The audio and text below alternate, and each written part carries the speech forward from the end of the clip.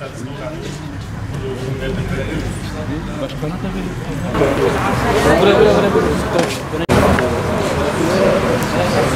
Siz böyle bir tane fotoğraf aldınız mı? Bir fotoğraf. Başkanım buyurun.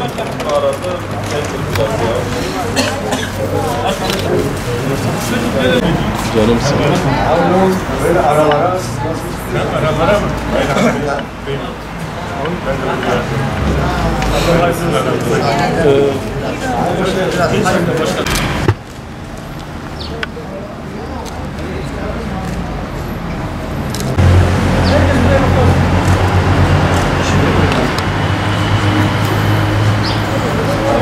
Teşekkür ederim.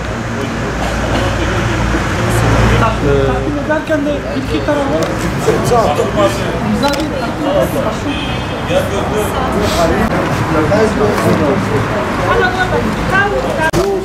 Başkanımıza dua edin. Mehmet Onur, Midyat Belediyesi Sosyal Yardım İşler Müdürü. Bugün 3 Aralık Dünya Engelliler Günü münasebetiyle ilçemizde engelli vatandaşlarımıza tekerlekli sandalye dağıtım programı düzenledik. Her yıl düzenlediğimiz, geleneksel hale getirdiğimiz bir programımızdır. Her yıl 3 Aralık Dünya Engelliler Günü'nde ilçemizde engelli, yardıma muhtaç, yatalak vatandaşlarımıza belediye başkanımız Sayın Veysi Şahin'in talimatlarıyla tekerlekli sandalye dağıtımı gerçekleştiriyoruz.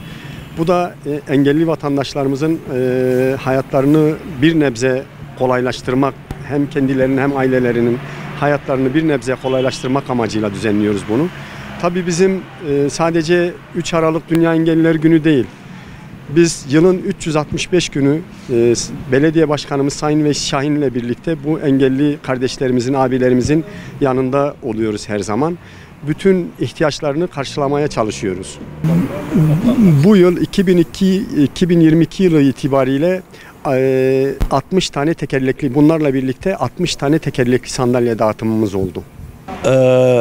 Bacıma engelli tekerlekli sandalye almaya geldim. Midyat Belediye Başkanı'ndan Allah razı olsun. Devletimizden, Cumhurbaşkanımızdan da Allah razı olsun. Yardımcı oluyorlar. Bütün engellilere yardımcı olmaya çalışıyorlar. Her çeşit teşekkürler.